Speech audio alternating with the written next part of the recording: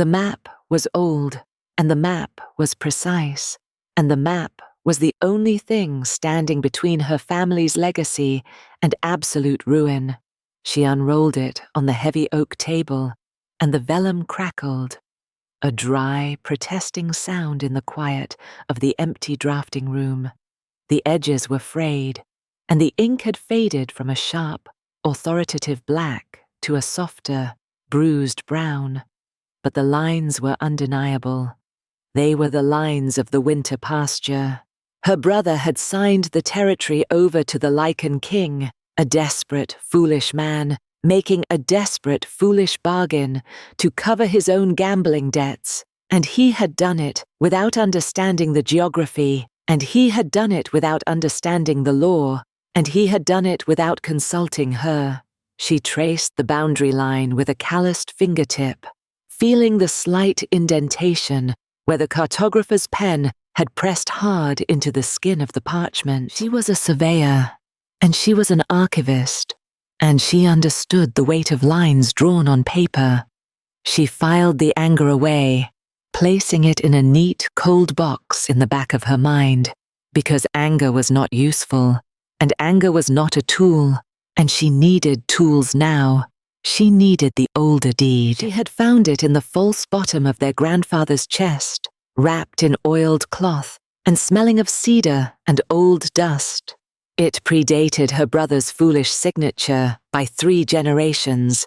It stipulated, in cramped, meticulous script, that the Winter Pasture could not be severed from the primary estate without a unanimous vote of the bloodline, and she had certainly not voted. Therefore, the transfer was illegal.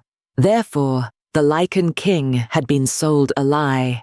Therefore, she had to go to the Winter Pasture, and she had to survey the markers, and she had to stand on the frozen ground and prove that the land was still hers before the Lycan forces occupied it completely.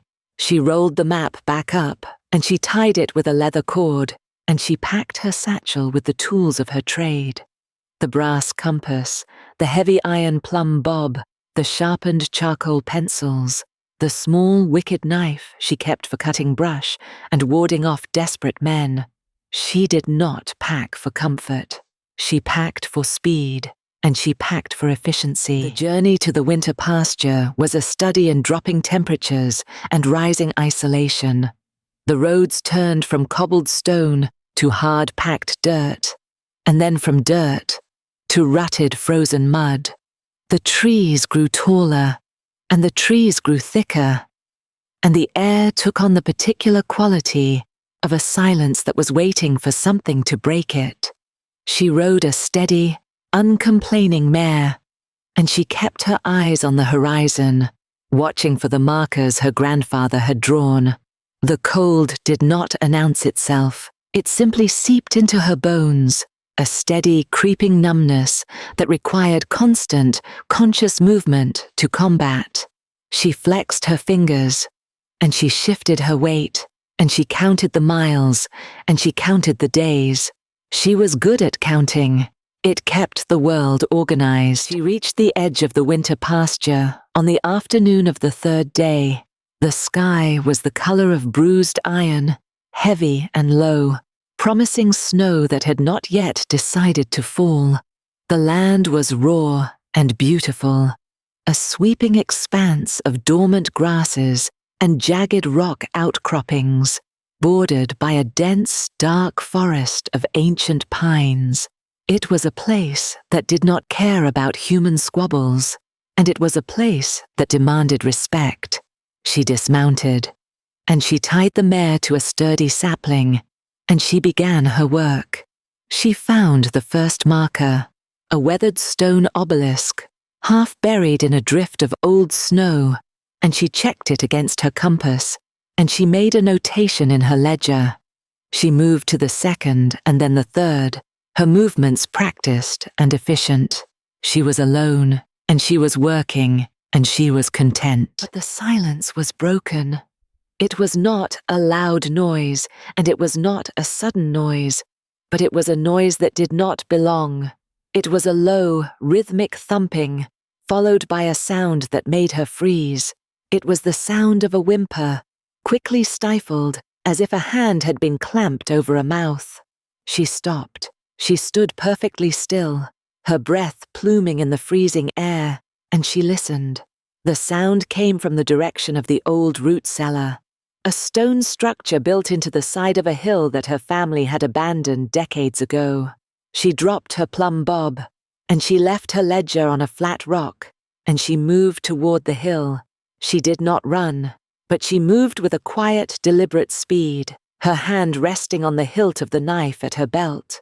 The smell hit her before she reached the heavy wooden door of the cellar. It was the smell of damp earth, and it was the smell of rust. And beneath that, sharp and unmistakable, it was the smell of fear. The door was secured with a heavy iron padlock, and the wood around the hasp was splintered, as if someone had tried to force it and failed. She pressed her ear to the cold wood. There was breathing on the other side, fast, shallow, frantic breathing, more than one set of lungs. She stepped back, and she looked at the lock. It was old, but it was solid. Her brother's overseers, the men he had left to manage the transition of the land, were corrupt, and they were cruel, and she knew instantly what this was. They were holding something to extort the Lycan King. They were holding hostages. She did not debate the politics, and she did not consider the danger, and she did not think about her brother's foolishness. She counted to 3. 1, 2, 3. She acted. She drew her knife, and she wedged the thick, heavy blade into the gap between the padlock and the rusted hasp. She used her weight, and she used her leverage, and she grunted with the effort as the metal groaned and protested. The cold bit into her bare hands, scraping the skin over her knuckles, but she did not stop, and she did not hesitate. With a final sharp crack, the rusted iron of the hasp gave way, the screws tearing free from the rotting wood. The heavy padlock fell to the frozen ground with a dull thud. She pulled the door open. The stench of unwashed bodies and terror rolled out in a physical wave. The cellar was dark, illuminated only by the grey light spilling in from the doorway. She saw eyes first, small, glowing eyes reflecting the dim light, huddled in the farthest, dampest corner of the stone room. They were pups. 5 of them. They were in their shifted forms, small and scruffy, their fur matted with filth, and their ribs showing through their coats. They were trembling, a collective, vibrating mass of terror. They were the vulnerable group, the future of the Lycan pack, and they had been stolen and hidden in the dark. She stepped into the cellar, moving slowly, keeping her hands visible and empty. "It's all right," she said, her voice low and steady, dropping into the rhythmic, calming cadence she used for frightened horses. "I am not them. I am opening the door. You are going to come out now." They did not move. The largest of the pups, a dark-furred male with a torn ear, bared his teeth and let out a low, warning growl. He was trying to be brave, and he was trying to protect the others, and he was failing because he was terrified. He was the precocious one, the one who understood the danger, and he was standing between her and a smaller silver-furred pup who was shaking violently. "I see you," she said to the dark pup. "You are doing a good job, but you need to move. The men who put you here will come back. We are leaving." She did not coax, and she did not plead. She stated facts. She turned her back on them, a deliberate display of trust, and walked back to the doorway. "Come on." The silence stretched. She did not look back. Then she heard the soft, hesitant scrape of claws on stone. The silver pup, the smallest, broke from the pack and trotted toward the light. The anchor child, the one who operated on pure instinct. The silver pup reached her boots, sniffed the worn leather, and then sat down, looking up at her with large, intelligent eyes. The others followed, hesitant and low to the ground, until all 5 were standing outside the cellar, blinking in the harsh, flat light of the winter afternoon. "Good," she said. She looked at the sky. The snow was beginning to fall, small, hard flakes that stung the skin. "We need to get to the trees. Well, well, look what we have here." She turned. 3 men were walking up the rise from the direction of the road. They were her brother's overseers, wearing heavy wool coats and carrying thick wooden cudgels.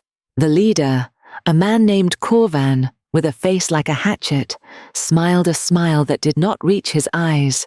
"The little sister, out playing in the snow, and you found our insurance policy." She stepped in front of the pups. She did not draw her knife, because a knife was useless against 3 cudgels, and she did not want to escalate the violence if she could avoid it.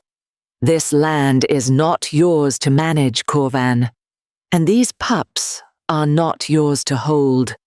"Your brother said otherwise," Corvan sneered, slapping his cudgel against his palm. "He said we could take what we needed to cover his additional debts. The Lycan King will pay a fortune for these little runts, once we tell him where they are." "The transfer is illegal," she stated, her voice flat. "I have the older deed. The king will pay you nothing, and he will kill you for taking them." Corvan laughed. It was a harsh, ugly sound. "The king isn't here, little lady, but we are. Step aside." She did not step aside. She planted her feet, and she adjusted her balance, and she prepared to fight, even though she knew she would lose. The dark pup growled behind her, a small, brave sound. And then the temperature dropped. It was not the weather. It was a sudden, violent plunge in the ambient temperature that made the breath freeze in her throat. The wind died completely. The falling snow seemed to hang suspended in the air. The silence that fell over the clearing was absolute, heavy and crushing. It was the silence of a predator stepping into the clearing. From the tree line, they emerged. Not chaotic, not frantic, arranged, a formation. A dozen massive wolves, their coats blending with the shadows of the pines, moving with a silent, terrifying synchronization. They fanned out, flanking the 3 overseers in a matter of seconds, and behind them, walking with a slow, deliberate stride, came the man. He was tall and he was broad, and he was wrapped in a heavy cloak of dark fur, but it was not his size that commanded the space. It was the absolute, terrifying stillness of him. He did not swagger, and he did not hurry. He moved like a mountain that had decided to walk. His face was a mask of carved stone, the line of his jaw tight, his eyes a pale, piercing amber that seemed to cut through the grey light. He was the Lycan King. He was Kalin. Corvan and his men froze. The cudgels lowered, their bravado evaporating into the freezing air, replaced by a sudden, stark terror. They realized, in that moment, that they were already dead. Kalin did not look at them. He stopped 10 paces away, and his gaze swept the clearing. He saw the broken lock. He saw the open cellar door. He saw the 3 men. And then, his eyes landed on her. He looked at her, and the silence stretched, and he held her gaze longer than the information required. She stood her ground, her chin lifted, her hands steady at her sides. She did not shrink, and she did not bow.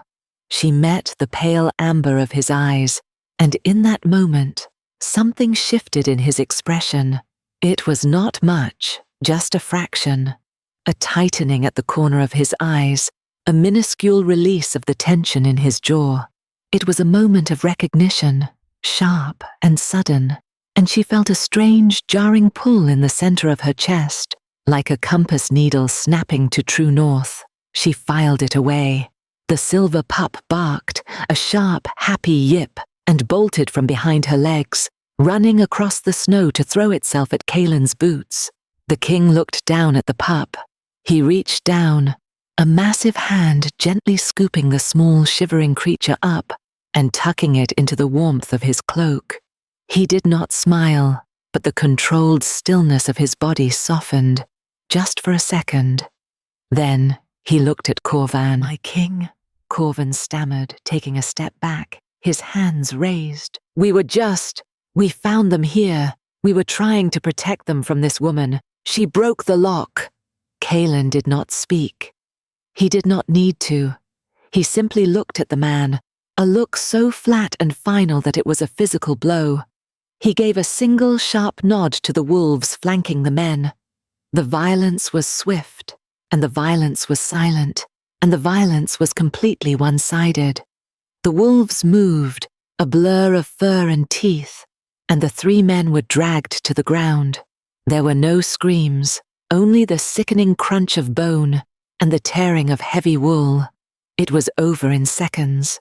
The wolves dragged the bodies away into the trees, leaving only 3 dark, spreading stains on the white snow. Kalen stood perfectly still, watching the trees for a moment. Then, he turned his attention back to her. He walked toward her, his boots crunching softly on the snow.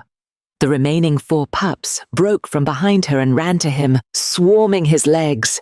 He ignored them, his eyes locked on her face. He stopped 2 paces away. He was massive up close, radiating a heat that fought back the winter chill. He smelled of pine, and he smelled of snow, and he smelled of something metallic and dark. "You cut the lock," he said. His voice was a low rumble, deep and resonant, vibrating in the cold air. It was not a question. "I did," she said, her voice equally steady. "They were freezing. You stood between them and 3 armed men." "I did." He looked at her, and again, that minuscule shift in his expression. The pale amber eyes searched hers, looking for fear, looking for deceit, and finding neither. "Who are you?" "Elara," she said. "I am the cartographer. My brother signed this land to you. He did not have the right." Kalen's jaw tightened. He looked at the old satchel at her feet, the brass compass peeking out. "The land is mine. The treaty is signed. The treaty is flawed," she corrected him, pulling the leather-bound tube from her satchel. "I have the original deed. It requires a unanimous bloodline vote. You bought a stolen horse, Your Grace." He looked at the tube, and he looked at her face. He did not look angry, and he did not look surprised. He looked careful. He was a man who was always careful, a man holding still to keep the world from shaking. "You are coming with me," he said. It was flat and final. "I have survey markers to document," she replied, gesturing to the expanse of the pasture. "I am working. The pups need a human to carry the weak ones. The snow is getting heavier. You are coming with me." He turned his back on her, a deliberate dismissal, and began walking toward the tree line where his horses were waiting. She glared at his broad back. She considered arguing. She considered walking away, but the silver pup poked its head out of his cloak and let out a small, pathetic whine, and the other 4 were struggling through the deepening snow. She sighed, a short, sharp sound, and picked up her satchel. She scooped up the dark, precocious pup, who grumbled but allowed it, and tucked him under her arm. She followed the king into the trees. She was an unwilling guest, and she was a prisoner of circumstance, but she was not afraid. The journey to the Lycan stronghold took 2 days through the rising storm. They rode in silence, a long, winding procession of massive wolves, heavy war horses, and the silent king. He rode at the front, his posture rigid, his gaze fixed forward. He did not look back at her, but she felt his awareness, a heavy static pressure in the air between them. When they stopped to make camp, he brought her a bowl of hot stew himself. He did not speak. He simply handed it to her, his fingers brushing hers for a fraction of a second. His skin was burning hot. She pulled her hand back quickly, and she filed the sensation away, burying it deep. The stronghold was a fortress of dark stone, carved directly into the side of a massive mountain. It was not elegant, and it was not beautiful, but it was undeniable. It was a place built to withstand sieges, and it was a place built to last. As they rode through the massive iron gates, the courtyard was filled with people. Lycans in their human forms, blacksmiths, tanners, warriors, all stopping their work to watch the king return. And then, the strange thing happened. As she rode her mare behind Kaelin's massive black stallion, the people in the courtyard did not just watch. They stopped, and they turned toward her, and they lowered their heads. It was a subtle movement, a baring of the neck, a gesture of deep, instinctual deference. The blacksmith lowered his hammer. The women carrying baskets stopped and bowed their heads. Even the hardened warriors guarding the keep dropped their chins as she passed. She frowned. She looked at Kaelin, but he was looking straight ahead, his jaw tight, pretending he did not see. She looked at the dark pup she was carrying, who was watching the crowd with bright, intelligent eyes. "Why are they doing that?" she whispered to the pup. The pup tilted his head and let out a soft huff that sounded remarkably like a sigh, as if she were very stupid. As she dismounted in the inner bailey, a massive grey wolf trotted out from the shadows of the keep. It was older than the others, its muzzle heavily frosted with white, its eyes milky and ancient. It walked directly to her, ignoring the king, ignoring the pups. It sat down at her feet, and it leaned its heavy head against her leg, a solid, warm weight. A murmur rippled through the gathered crowd. Kaelin stopped, his hand resting on the pommel of his sword. He looked at the old wolf, and then he looked at her, and the careful stillness of his expression cracked, just a hairline fracture, revealing a profound, guarded shock. "Ghost," he said, his voice quiet. The wolf did not move. It simply looked up at her and thumped its tail once against the cobblestones. "The beast knows." A sharp, reedy voice cut through the silence. She turned. A man was walking down the stone steps of the keep. He was older, dressed in fine, dark wool, his face pinched and his eyes narrow. He walked with a cane, but he did not look weak.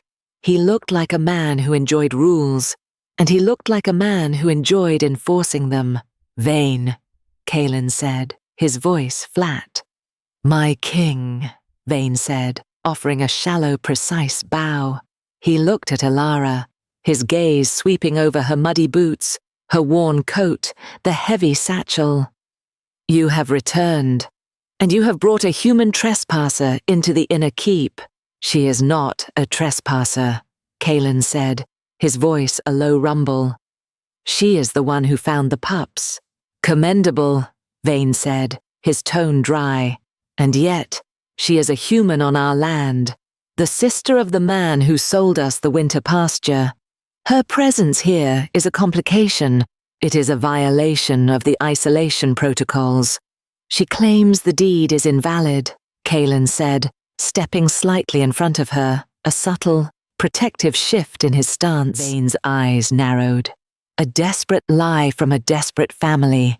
The council has reviewed the documents. The land is ours. She should be escorted to the border immediately, before her presence causes unrest." He gestured vaguely to the crowd, and to the old wolf leaning against her leg. "She stays," Kaelin said. It was not a debate. It was a command. "She will be housed in the guest quarters in the eastern wing." Vayne's jaw tightened. "My king, the council will wait," Kaelin said, his voice dropping an octave, the sound vibrating in the stones of the courtyard. "I am the king. She stays." Vayne bowed again, stiffer this time. "As you command." He turned and walked back up the steps, his cane clicking sharply against the stone.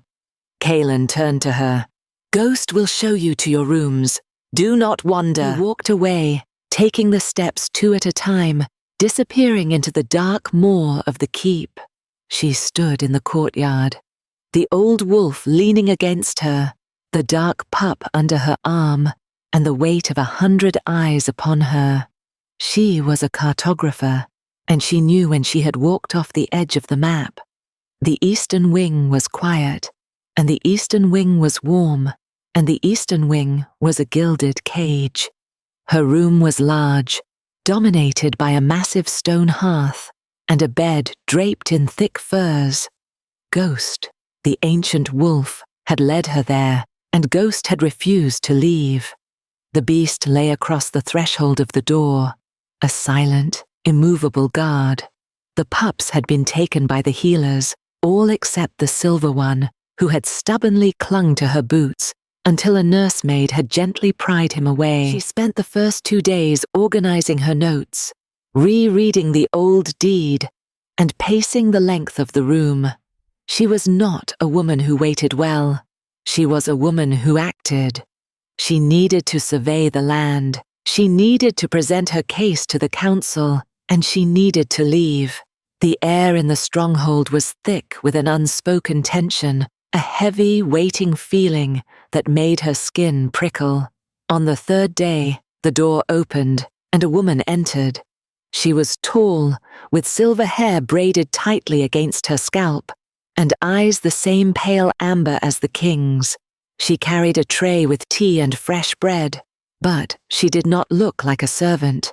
She moved with the quiet, efficient grace of a predator, and she carried an air of absolute authority. "I am Morwen," the woman said, setting the tray on the table. "I am the head healer, and I am Kaelin's mother." Elara stood up, smoothing the front of her practical wool trousers. "Thank you for the tea. Are the pups well?" "They are recovering," Morwen said, pouring 2 cups. She gestured for Elara to sit.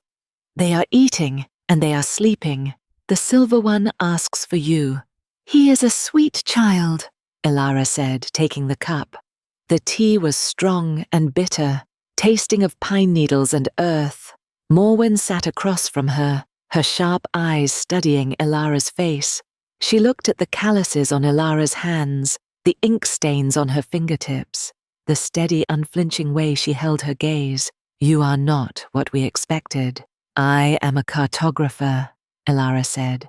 "I am here to correct a legal error regarding my family's land." "You are here," Morwen corrected gently, "because my son brought you here, and you are here because Ghost sits at your door, and you are here because when you walked into the courtyard, half the pack bared their throats to you without knowing why." Elara set the cup down. "I noticed that. It was strange. I assume it is some sort of pack protocol regarding guests who assist the young." Morwen laughed. It was a dry, rustling sound. "You are very practical, Elara. You categorize things. You put them in boxes." "It is my profession. I draw lines. I define boundaries." "Some boundaries cannot be drawn on paper," Morwen said, her voice turning grave. She looked at the fire, the flames reflecting in her amber eyes. "My son is a good king. He is strong, and he is just, and he is ruthless when he needs to be, but he is a man who is holding his breath. He has been holding it for 10 years. Elara said nothing. She listened. 10 years ago, Morwen continued, her voice soft, he found his mate, a female from the northern clans. It was a true bond, sudden and violent and absolute. He brought her here.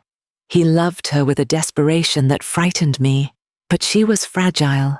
The cold, the isolation, the sheer weight of his nature. It broke her. She grew sick. She faded. And she died. Elara felt a cold knot form in her stomach. She pictured the massive, silent man, the careful stillness of him. "When she died," Morwen said, "Kaelin did not scream. He did not rage. He simply stopped. He closed the borders of our territory. He stopped trading with the human settlements. He stopped allowing outsiders in, and he stopped naming things. He stopped naming his feelings, his hopes, his fears. He locked everything away in a dark room, and he threw away the key, because to feel anything was to risk feeling that loss again. Morwen turned her gaze back to Elara. He is careful. He measures every step, every word, every breath, to ensure he never loses control, to ensure he never needs anyone again. Why are you telling me this? Elara asked, her voice tight. Because, Morwen said, leaning forward, since the moment you cut that lock and stood in the snow, he has stopped being careful. He brought a human into the keep. He defied the council for you. He moves faster. He breathes deeper, and he watches you when he thinks no one is looking. I am a complication, Elara said, repeating Vane's word. I am a problem to be solved. You are a catalyst, Morwen corrected. The pack feels it. The bond is a metaphysical thing, Elara. It is not just between two people. It is woven into the fabric of the territory. The pack senses the shift in the king's energy. They smell the change in the air. That is why they bow to you. They recognize their queen before their king has the courage to name her. Elara stood up, her chair scraping loudly against the stone floor. No, that is a myth. That is a biological imperative dressed up as magic. I am a cartographer. I have a job to do, and I have land to reclaim, and I do not belong in a story about fated mates and broken kings. Morwen smiled, a sad, knowing smile. You can draw all the lines you want, Elara, but you cannot map the heart. Drink your tea. The council meets at sundown. Vane intends to force the issue of your departure. Morwen stood and walked to the door, stepping carefully over the sleeping form of Ghost. Be ready. The council chamber was a massive circular room deep within the mountain, lit by roaring braziers that cast long dancing shadows on the stone walls. The air was thick with the smell of wood smoke and old arguments. 12 elders sat at a heavy crescent-shaped table, their faces grim in the flickering light. Vane stood at the center of the room, leaning heavily on his cane, a thick stack of parchments in his hand. Elara stood near the entrance, her satchel slung over her shoulder, Ghost sitting faithfully at her side. Kalen sat in a massive carved wooden chair at the head of the table. He wore a dark tunic, his posture rigid, his face an unreadable mask. He did not look at her when she entered. The matter is simple, Vane was saying, his voice ringing clearly in the cavernous space. The human, Elara, claims the deed signed by her brother is invalid. She presents an older document. He gestured dismissively to a piece of vellum on the table. While the older document exists, the current law of the human realm, which we agreed to respect in the Treaty of Oakhaven, dictates that the acting head of the household may dispose of assets to settle debts. Her brother was the acting head. He was a fool, Kalen said, his voice low, but it carried to every corner of the room. A fool, yes, Vane agreed smoothly, but a legally binding fool. The Winter Pasture is ours.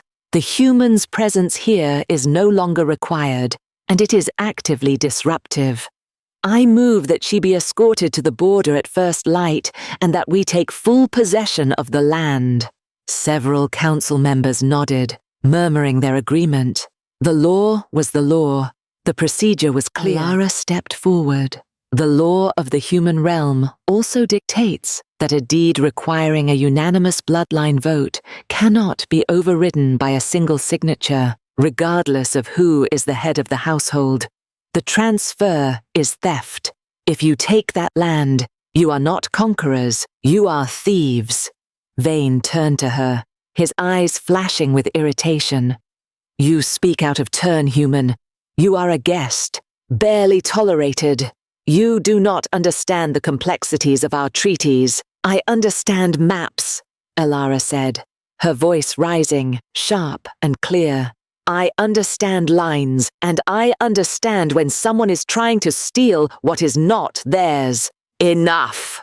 Vane snapped, slamming his cane against the stone floor. He took a step toward her, his face twisting with sudden, aggressive anger. You arrogant little creature.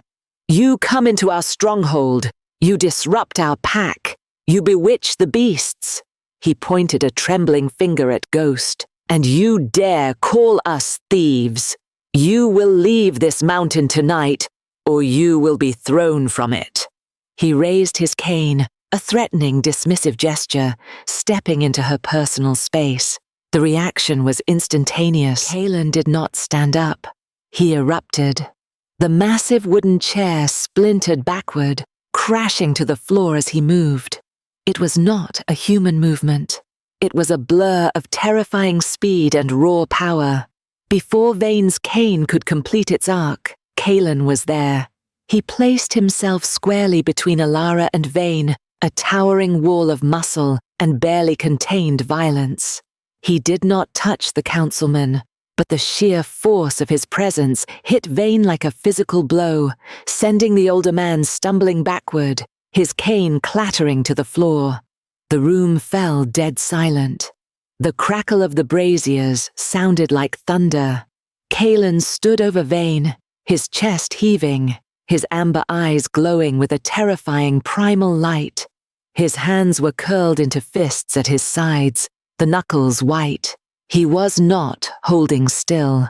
The careful man was gone, replaced by the apex predator, the king defending his territory. You do not threaten her, Kaelin said. The words were not spoken. They were growled, a sound that vibrated in the teeth of everyone in the room. It was flat, and it was final, and it was absolute. Vane shrank back, his face pale, his hands trembling. My king, the law. Kaelin turned his head slightly, his gaze falling on the stack of parchments on the table, the deed signed by Elara's brother. He reached out, grabbed the document, and walked to the nearest brazier. The law, Kaelin said, his voice dropping to a deadly quiet, is what I say it is. He dropped the parchment into the flames. The dry vellum caught instantly, flaring bright yellow before curling into black ash. A collective gasp echoed around the table. He was burning the claim. He was burning the treaty. Kaelin turned back to the council. The Winter Pasture remains the property of the cartographer. We will negotiate a new treaty for the use of the land, on her terms, and she will remain in this keep for as long as she chooses. He looked at Vane, who was still cowering on the floor. If you raise your voice to her again, Vane, I will tear your throat out. Is that understood? Vane nodded frantically, unable to speak. Kaelin turned to Elara. His chest was still heaving, the wildness still dancing in his eyes. He looked at her, and the silence stretched between them, heavy and charged with unspoken things. He did not ask if she was all right. He did not apologize for the violence. He simply looked at her, ensuring she was whole, ensuring she was safe. Then, without another word, he strode past her, pushing through the heavy wooden doors and disappearing into the dark corridors of the keep. Elara stood in the silent room, the smell of burning parchment filling the air. She looked at the ashes in the brazier. She had won her land back. She had won the argument. But as she felt the heavy, expectant gaze of the council members upon her, she knew she had lost something else. She had lost her neatly categorized world. She found him in the scriptorium, a dusty circular room high in the tallest tower, filled with ancient maps and crumbling texts. It was a place of silence and isolation, a place where a man could hide from the world. He was standing by the arched window, looking out over the snow-covered valley, his broad back to the door. She stepped inside, the heavy wooden door closing with a soft thud behind her. Ghost had followed her to the base of the stairs, but had refused to climb, leaving her to face this alone. You burned the deed, she said, her voice steady in the quiet room. He did not turn around. It was a flawed document. You said so yourself. You did not burn it because of the law, Kaelin, she said, using his name for the first time. You burned it because Vayne raised a Cain to me. He stiffened. The line of his shoulders went rigid, the careful control snapping back into place. You are under my protection. I do not allow my guests to be threatened. She walked toward him, her boots quiet on the stone floor. She stopped a few feet away, close enough to feel the heat radiating from him, close enough to smell the pine and the snow and the faint, coppery scent of his adrenaline. I am a cartographer, she said quietly. I observe things. I measure them. I file them away. And I have been filing things away since the moment you walked out of those trees. He turned slowly. His face was a mask again, but his eyes were guarded, wary. What have you observed, Elara? I observed that the pack bows to me, she said, counting the points on her fingers. I observed that an ancient wolf sleeps at my door. I observed that your mother told me a story about a man who stopped naming things because he was afraid of the dark. And I observed that a king just burned a treaty and threatened a council member to protect a human he met 3 days ago. She took a step closer, tilting her head back to look directly into his pale amber eyes. I want you to name it. I will not stay in a place built on silence. Tell me what this is. The silence stretched, thick and suffocating. She could see the battle warring behind his eyes, the desperate need to retreat into his fortress of control, fighting against something raw and undeniable. A muscle ticked in his jaw. His hands clenched and unclenched at his sides. You do not want the answer, he said, his voice barely a whisper, a sound adjacent to pain. You are a woman who counts the days until she can leave. You are a woman who draws lines and stays behind them. Do not tell me what I want, she said fiercely. Name it. He closed his eyes, a brief, defeated motion. When he opened them, the careful mask was gone. The look in his eyes was quiet, devastating, and entirely vulnerable. He was not a king in that moment. He was a man who had been starving for a decade. It is the bond, he said, the words torn from his throat. The mate bond. I felt it the moment I saw you standing in the snow, holding a knife you knew you couldn't win with. It hit me like a physical blow. It is absolute, and it is terrifying, and it is real. He took a ragged breath, stepping back, putting space between them. I tried to ignore it. I tried to command it away. I brought you here to keep you safe, but I told myself it was for the land. I was lying. I have been lying since I saw you. I closed my borders, Elara. I closed my mind, and you walked in and broke the lock without even trying. He looked away, staring at the stone wall. I know what you are thinking. It is a biological trap. It is an imposition. I know you do not want it. I know you want to take your maps and go back to your quiet, ordered life. And I will let you. I will sign the new treaty tomorrow, and I will give you an escort, and you will never have to see me again. He was holding still again, waiting for the blow, waiting for her to reject the madness, waiting for the inevitable loss. Elara looked at him. She looked at the broad shoulders hunched in defeat, the massive hands trembling slightly. She thought about her neat, ordered life. She thought about the cold, lonely roads, the empty inns, the constant, exhausting vigilance of being a woman alone in a hard world.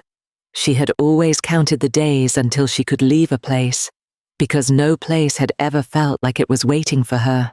She stepped forward, closing the distance he had created. She reached out, her small, calloused hand resting flat against the center of his chest. He flinched, a sharp intake of breath, his eyes snapping down to look at her hand, and then up to her face. I felt it too, she said, her voice soft but steady. When you looked at me in the clearing, the compass needle snapped to true north. I filed it away because I did not have a name for it, because it was terrifying, because it was not on the map. His hand came up, hovering over hers, afraid to touch, afraid to shatter the moment. Elara, you are an idiot, she said, a faint smile touching the corners of her mouth. You burned a very expensive treaty. He let out a sound, a breathy, broken sound that was adjacent to a laugh. He lowered his hand, his large fingers wrapping gently over hers, pressing her palm firmer against his chest. She could feel his heart hammering against her palm, a frantic, desperate rhythm. I would burn the whole mountain, he whispered, his eyes searching hers, looking for the catch, looking for the trap. If you asked me to. I am not asking you to burn anything, she said. I am asking you to stop holding still. He looked at her, and the last remnants of his defensive walls crumbled. He moved not with violence, but with a sudden, overwhelming gentleness. He wrapped his arms around her, pulling her against his chest, burying his face in the curve of her neck. He held her tight, as if she might vanish into the cold air, his massive frame shaking slightly with the force of the release. She wrapped her arms around his waist, resting her cheek against the heavy wool of his tunic. He smelled of pine, and he smelled of snow, and he smelled of home. She closed her eyes, and she stopped counting the days. Stay, he whispered into her hair, his voice raw, stripped of all authority, framed as a question, a plea, a choice. Please, stay. I will stay, she answered, her voice clear and decisive in the quiet room. Not because the bond requires it, not because the pact demands it. I will stay because I am choosing it, but I have terms. He pulled back slightly, looking down at her, a glimmer of amusement cutting through the raw emotion in his eyes. Terms? I am still a cartographer, she said, tapping his chest. I have a survey to finish. The Winter Pasture needs proper markers, and I will not sit in that gilded cage in the eastern wing while you argue with Vane. Agreed, Kaelin said, a true smile finally breaking across his face, transforming the hard lines of his features into something breathtakingly warm. You can map the entire territory. You can sit on the council. You can throw Vane off the mountain if he annoys you. I will file that option away, she said. He leaned down, and he kissed her. It was not a tentative kiss, and it was not a polite kiss. It was a claiming, deep and desperate and absolute, a physical manifestation of a bond that had been waiting 10 years to be acknowledged. She kissed him back, meeting his intensity with her own, dropping her compass, dropping her maps, dropping all the careful lines she had drawn to keep the world at bay. The ceremony took place 3 days later in the great hall of the keep. The entire pack was assembled, a sea of faces illuminated by the roaring fires in the massive hearths. The air was thick with anticipation, a vibrant, humming energy that vibrated in the stone floors. Elara stood beside Kaelin on the raised dais. She wore a dress of deep forest green velvet, a gift from Morwen, but she still wore her sturdy leather boots beneath the hem. Kaelin stood tall, his posture relaxed, the careful, guarded stillness replaced by a quiet, radiant power. He held her hand, his thumb tracing slow, rhythmic circles against her knuckles. Morwen stood before them, holding a silver bowl filled with water from the mountain spring. The elders of the council stood in a semicircle behind her, Vane looking distinctly uncomfortable, but remaining silent. Kaelin turned to face the pack. His voice rang out, clear and resonant, carrying to the farthest corners of the hall. For 10 years, he began, this mountain has been a fortress. We closed our doors and we closed our hearts because we believed that isolation was the only way to survive. We were wrong. Survival is not enough. We must live. He looked down at Elara, his amber eyes warm and bright. 3 days ago, a human walked onto our land. She did not come with an army. She came with a map and a compass and a courage that shamed us all. She stood between our most vulnerable and those who would do them harm, asking for nothing in return. A murmur of agreement rolled through the crowd. She is Elara, Kaelin continued, his voice dropping into a more intimate, reverent cadence. And she is my mate. The bond has chosen her, and I have chosen her, and today I name her before you all. She is the queen of this territory. Her word is my word. Her lines are our borders. He turned to her, taking both her hands in his. I claim you, Elara, not as a possession, but as a partner. I will protect you, I will honor you, and I will never ask you to hold still. Elara looked up at him, her heart swelling with a fierce, unexpected joy. She looked out at the sea of faces, at the ancient wolf, Ghost, sitting proudly at the base of the stairs, at the 5 pups squirming in the arms of their nurses.